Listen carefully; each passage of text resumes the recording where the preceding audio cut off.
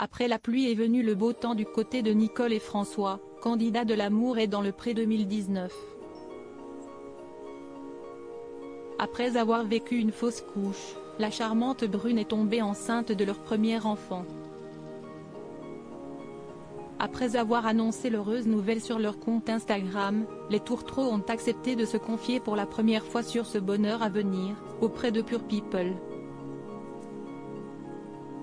Comment vous êtes-vous senti en découvrant le test positif de Nicole? J'avais des doutes comme j'avais du retard. J'étais contente et en même temps étonnée. On avait arrêté la démarche PMA parce que ça faisait beaucoup de choses en même temps et on avait d'autres projets. On a eu notre première visite mais vers la fin de l'année on a un peu laissé ça de côté. Au final, on a eu notre bébé naturellement. Je pense que si est le fécond est relâché la pression. Si est un bébé surprise. Comment avez-vous annoncé la bonne nouvelle au futur papa? Ce n'était franchement pas glamour, rire. J'ai envoyé un message disant je suis enceinte sur Messenger. Comment avez-vous réagi François? Je n'étais pas surpris.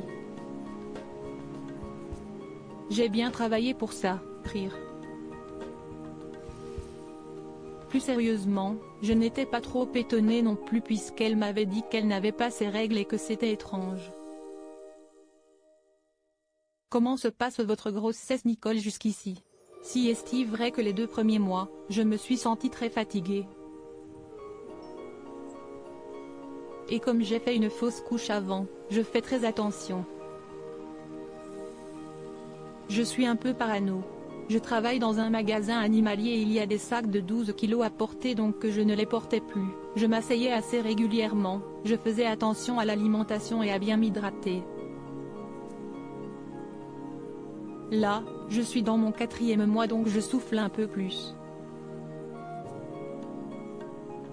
Avez-vous eu des maux de grossesse hormis la fatigue? Avec les hormones, il y a des hauts et des bas. J'ai eu des maux de tête aussi mais ça va encore. Pas de nausées ou autre chose. Comment vivez-vous le fait que votre corps change? J'ai pris environ 5 kilos, mais tout dans le ventre. J'ai de la chance de ne rien avoir autre part. J'ai un peu pris de la poitrine aussi. Mais sinon tout est dans le ventre donc je le vis encore bien. Avez-vous des craintes? Nicole, non pas forcément. On s'inquiétait que le bébé ait des malformations ou autre, mais on a fait le test de la trisomie et plusieurs échographies, les médecins nous ont bien rassurés. On nous a dit qu'il se portait bien et qu'il n'avait aucun souci de santé. Que c'était un petit bonhomme plein de vie. Avez-vous déjà des idées de prénoms? François, Jean-Eudes. Nicole, non, rire. Il veut l'appeler Jean-Eudes mais moi je n'aime pas.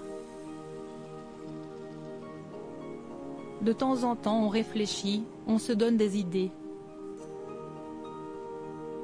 Mais si est-il difficile de se mettre d'accord? On continue à chercher. François, si on ne trouve pas, on l'appellera pas de nom. Comment avez-vous réussi à vous relever après avoir vécu cette fausse couche? Nicole, ça a été très compliqué pendant plusieurs mois.